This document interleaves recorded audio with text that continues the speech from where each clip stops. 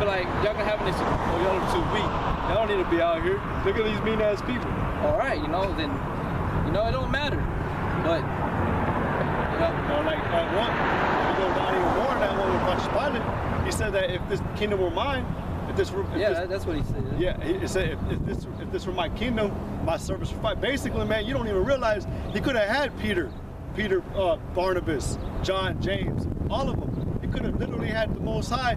Yahweh put the spirit of fight. You know, and they could have just taken y'all all out, man. That's what I was just saying earlier too, and I'm glad the brother brought it up. That you don't even realize, man, the Most High could literally put His spirit onto us brothers right now, as we're preaching, and just control us and just send us out and just raid this whole place, man. Not even really. Yeah. But that's in His time when time really pops up. Yeah. But I mean, I'm just saying, you're just saying that you can do whatever you want, man. But get back, 1 Timothy 4:8. For bodily exercise profited little, but godliness is profitable unto all things. Well, godliness is profitable unto all things, man. Godliness and being wise in the sight of Yahweh Shem Yahushua according to what He tells you to do, that's what's going to deliver you, man. In all things, in all situations. You ain't even got to fight. You ain't even got to say a word. The Most High, all you got to do is set up a prayer, curse that motherfucker out, and the Most High, I'm saying curse him in your closet, pray, and then the Most High will have that dude out your way. It may take a little bit of time, like, you know, it can happen like that, but eventually it will happen. The scriptures say the wicked fall into mischief, you know? Eventually it's gonna happen, but when a brother prays up to the Lord for this person to be hurt, to something to happen to that person, the brother will witness it. He will catch word back. Us brothers, me and this brother, we've experienced certain things in that nature. I was gonna tell you that. Yeah. And even the one, there's some instances where even the ones that may have not really received like what we would want, but they don't look at me, or I'm gonna speak for myself. They don't look at me or react to me the way they used to be. They're more, you know what? Just leave him alone. I go on my way and they're going their way. We look at each other and that's it. There's no confrontation like it used to be. So basically, they're just like whatever happened. But like even the Lord said, there's a scripture, man. I was trying to look for it the other day where it says, basically, if even the Lord will cause His own enemies to be at peace with Him, and that's true. The Most High, we're gonna suffer on this side, but the Most High can cause our enemies. He can instill fear in our enemies that they'll be like, hey, you know what, man? Do what y'all gotta do. I'm gonna go on my way. Some brothers don't have it. I've experienced it. Is it always like that? No. But there's a scripture, I don't know if you ever read it, it says that even he will even have his own enemies be at peace with him. It's just however the Lord wants to do it. But we all have to be prepared for temptation. We all have to be prepared for our enemies, adversity, when we come into this thing. I mean, there's kind of one like in Romans where it says that if you do good unto that enemy. Nah, not that. Oh, okay. There's one where it specifically says He will even have your own enemies to be at peace with them. It might be in Psalms. Yeah. I have to look at tonight, man. But it's true. Yeah. The Most High, you know, if you live according to godliness and you're following His laws, statutes, and commandments, you ain't got to do a goddamn thing, man. That's why the Lord said, hey, just go out and preach to my people. You ain't got to pick up no sword. You ain't got to pick up no weapon. Just go out there and pick up this Bible, this word, the sword, the spiritual sword, and preach to my people. And after that, I'll do the rest. That's it. It's like what Peter tried to pull out the sword. He's like, nah, put that sword up.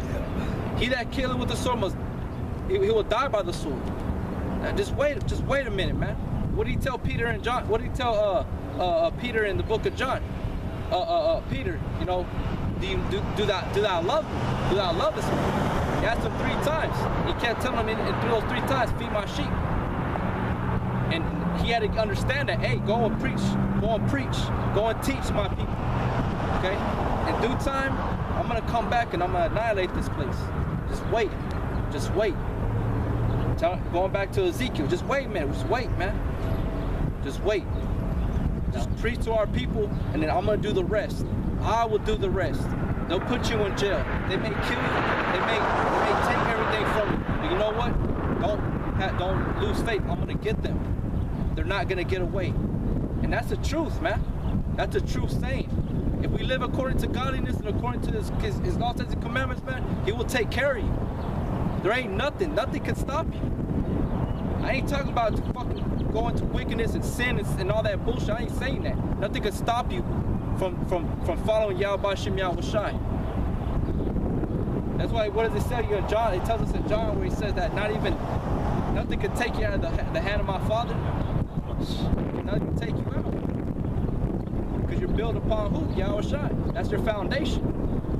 You got that whole armor. You got your shoes on. You got your loins girded up with truth. Talking about your mind. You know, you're prepared. You're ready. You're not like these motherfuckers out here in the world. They ain't ready. They're not ready. You're not ready, man. Y'all ain't ready. Now I'm speaking to some of you people that I fucking know here in San Antonio. Personally, y'all ain't ready, man. You can do whatever you gotta do. You can go to the gym. You can drink your little shakes. You can fucking run 5 miles. I don't give a damn what you can hold your breath under the water for 10 minutes. I don't give a shit what you do. You're not ready, man. You ain't got what the Lord tells you to get. That's good. Everything goes into it. 1 Timothy 4 and I'll start again at 4 and 8.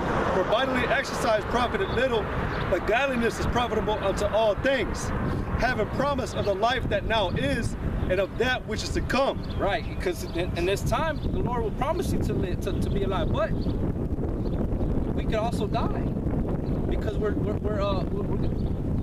gonna be basically when we come into the truth, we're already making ourselves a living sacrifice. We're an open target, man. Okay, so there's a possibility that we could die. Okay, one of the commandments says, obey thy honor thy father and thy mother. That way you can see long days on this life. Okay, but it gets deeper than that. It's referring to Yahweh and the law, statutes, and commandments as your mother, your guide. Okay, promising that you'll have a long life here on this earth. But even if you die, you're gonna come back in the reincarnation, and you're gonna continue. Ultimately, you strive to the truth till death, to the last death, to the last, which we're living in this time. You're gonna inherit the kingdom. You're gonna be crowned with the crown by Yahweh Shai himself. Incorruptible crown. A crown that nobody can take away from you. No one can disannul. Nobody can say, "Oh, you got that cheating." Nothing. No one can talk shit.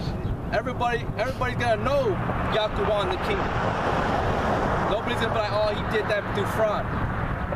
And if you Edomites, whatever, you slaves, you Edomites, you Moabites, you Ammonites that are slaves in the kingdom, y'all even try to utter or think of perverse things like that, you're gonna be dealt with ASAP. There's no, that's not gonna be tolerated. There ain't gonna be no backbiting. There ain't gonna be no whispering. In the kingdom, there ain't gonna be none of that bitch shit. America's built that way. Okay? Not the kingdom. Yeah, like I said that one time, that you ain't gonna be able to walk into Israel, man, with a fucking attitude, man. Right, yeah. You're gonna come with your bow in your head. You're gonna come bowing down in fear. We ain't gonna look at that as a bad thing. We're gonna be like, nah, leave him alone. Let him come in scared. As long as he ain't coming in rolling his eyes or whatever, thinking first things, you know what? Bow down. Keep your head down. And you're gonna look up to us with the eyes and being under subjection. You remember that 1:30 Isaiah where it says that they shall come up lifting us up. They're going to come to us bowing themselves, and they're going to be up on the dust. Isaiah like 30. I know it's 30 something, man.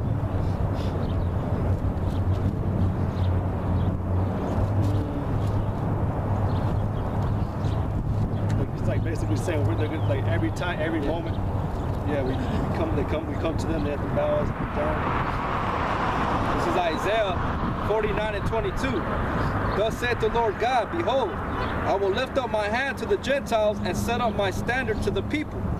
And they shall bring thy sons in their arms, and thy daughters shall be carried upon their shoulders. And kings shall be thy nursing fathers, and their queens thy nursing mothers. They shall bow down to thee with their face toward the earth, and lick up the dust of thy feet. And thou shalt know that I am the Lord. There you go, man. And that word, for they shall not be ashamed that wait for me. And that word, yep, right. And that word, right, well, like the brother was just saying, man. And that last part again, read it because I want them to hear it again. The verse 23. The last part. For they shall not be ashamed that wait for me. There you go, like the brother was speaking about the entire time, man, to wait. You're not going to be ashamed, man. If you wait, man, you're not going to be ashamed of what you're going to receive in the kingdom, man. And I hope, like that word standard, man, when the Most High says to lift up that standard, it means that it's going to just be evident. Like, you're going to know what's been in the kingdom, man. You're going to know. Like, I remember the brother out of Shemala, he brought the fact out that there was reason, like when you would go into a nation, that they would blow the trumpet, but basically the trumpet, there was reasons that you would blow it. It was either for war, or there was like a certain, like a feast of it, and then it would be like there was like a heralding of a prince or a king. You know, whenever he would come into the city, they would blow the trumpet, and then you would know, you know, this certain brother was here, or this certain man was here. That's how it's going to be in the kingdom, man. When like any of the elect, any of the brothers, man, that make it, when you go into a kingdom, or you go into a certain part of the city, man, the trumpet's going to be blown, man, just to be like, all right, he's here. Know that he's here, man, and beware. You know, and you're going to bow, man. Like I was telling the brother before we came out, I was trying to watch that movie 47 Ronin with Keanu Reeves, but there was a certain part I stopped at. Keanu Reeves, man, in the movie he's looked at as he's from another nation that everybody hates, but he was outcast or something happened to him, and so the opposite side, the enemy of his land, they took him in and raised him up so he can take his own people out. But every time he comes, Keanu Reeves is in the presence of that people he lives with that took him in. He's constantly down on his head, and they treat him like shit, man. They treat Keanu Reeves like shit. Every person he's bowed down to the ground like this, and he does not look up. And they talk to him like, you're nothing but a piece of shit. You ain't nothing good. But because they know right now, they know he's a deadly weapon. They know he's got power in him. And they don't want him, just like how Esau does it to us right now, man. They know, we always bring it up, man. We know, Esau knows, man. If all these nations, man, if us Israelites, if we all got together, man, we all learned the name, and they know we would gather up, and that the Most High would hear us. It says that in Psalms, I'm not sure what it is, but it's in Psalms where it says that had all Israel repented and acknowledged the Most High would have soon came out and taken out the enemy. You know, but that's why Esau does what he does to us. He degrades us, says we're pieces of shit, we ain't gonna amount to nothing. He deceives us, does all these things, because he knows we got power. And then he will be the one bowing down to us. But that's how it's gonna be like that regardless, man. In the kingdom, y'all gonna be bowing down, licking the dust off our feet like it says in Isaiah. You're gonna have to, man. You're gonna have to. You're gonna, like the Most High said in Revelations, you're gonna be under our foot, man, with the rod of iron. This is Revelations 2:25. But that which ye have already hold fast till I come. And he that overcometh, keeping my words unto the end, to him will I give power over the nations, and he shall rule them with a rod of iron. As the vessels of a potter shall they be broken to shivers, right? Even as I received of my Father. Right, and again, Yahweh Shai is faithful. The Most High is faithful, man. And I was just saying too, Yahweh Shai throughout all his testimony and the time that he was here, you'll find that he was always saying to the apostles, to his disciples that they always wanted to be quick, because they were men, they wanted, like the brother was bringing out earlier about in Acts, when they were looking up, or before Yahweh Shai ascended back up to the heavens, they asked him, will you restore the kingdom? And Yahweh Shai was like, no, it's not time. Yahweh Shai was always saying to them, and to all you people, that there were certain things that were not time yet. You just gotta wait, like the brother was saying, talking about, man, you just gotta wait. gotta wait, man. Wait ye upon the Lord and trust Him, because He's faithful. He's not a liar, man. Yahweh Shai and the Most High is really returning, man. And it's just to the point where he's got that spirit of slumber and sleep point, and that dumb spirit upon y'all people, to where y'all don't believe in nothing, like the Lord was saying, man. Like those atheists. Isaiah 14:1. For the Lord will have mercy on Jacob, and will yet choose Israel, and set him in their own land. And the stranger shall be joined with them. They shall cleave to the house of Jacob, and the people shall take them and bring them to their place. And the house of Israel shall possess them, and the land of the Lord for servants and handmaids. And they shall take them captives, whose captives they were, and they shall rule over their oppressors. Right. You're going to be given that power. That's an inheritance. We're called heirs with Yahweh Shai, so that's what we're gonna receive as well. Power. That's what it is. That's the brothers say the rulership mentality. Yeah, rulership mentality. Basically, the Most High in the kingdom, He's gonna keep these nations always until a point where they're gonna always have the spirit of rebellion on them, to keep that rulership going. That's the plan of the Most High, to just keep it going to where Israel's going to always be showing judgment. We're going to always be showing, like I said, that's why you're going to cleave to us, because you're going to see like we have the power.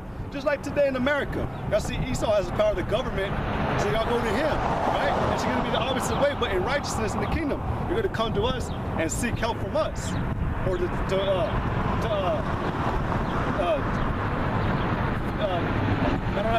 matter. I'm trying to say, like, you have a problem. Yeah, you have a problem. You're gonna come to us and we're gonna fix the situation. There you go. Verse Isaiah 14:3. And it shall come to pass in the day that the Lord shall give thee rest from thy sorrow, and from thy fear, and from the hard bondage wherein thou was made to serve. Right. And you know what, man? If you saw, there's no doubt, man. You're gonna have to pay for everything you've done, man. Hey, I was thinking about earlier, these 1,000 years, man, of slavery you're gonna be in is gonna be horrible on you, man. It's gonna be horrible. Because you don't want to give, like I was thinking about even the babies today that are born, you didn't even give them rest, man. That's what brother was always talking about. As soon as the baby comes out of the womb, they're crying because they know where they're at. They know they're in a hell. They're back. That they were at peace, and they got to come back to this piece of shit that you're ruling over. You don't even give things that aren't even born yet rest. You don't want to let the land. You don't want to give the earth rest. There's a certain amount of time you got to give the land rest, man, to where before you can even do anything with it again. But like I was over here making this mailbox, and there's nothing but rocks in it, man. There's no soil. There's no sort of land that you can come and just chill on. You don't want to give these nations. You don't even want to give your own people rest, man. I mean, I don't care about you. I'm just saying. You just oppress everybody. So because you wanted to do that, all right, you got to get the same thing put on you, man. This is Isaiah 60:14. The sons also of them that afflicted thee shall come bending unto thee, and all they that despise thee shall bow down themselves at the soles of thy feet, and they shall call thee the city of the Lord, the Zion of the Holy One of Israel. There's that one man that Yahweh Shai said, I think it's in Revelation, he says, I will make you to come to worship at my feet. In Revelation? Is it Revelation? I'm not sure, but I know, I don't know if it's referring to, I think it's almost something else, but man, it says, but it basically says that, it says, I will make you to come. Most High's gonna make you do what he wants, man. Like the brother was talking about earlier, man, it's beautiful that Esau is gonna have to, that's one of Esau's greatest fears, is that he doesn't want to be put under subjection, what he's going to be, by a people who he hated, that he thought he could overtake them the entire time. Yep. This is a Sirach 41 in verse 1. O death, how bitter is the remembrance of thee to a man that liveth at rest in his possessions, unto the man that had nothing to vex him, and that had prosperity in all things, yea, unto him that is yet able to receive meat. So that situation, like the brother's saying, when you Edomites, y'all are put into captivity, under our foot, that's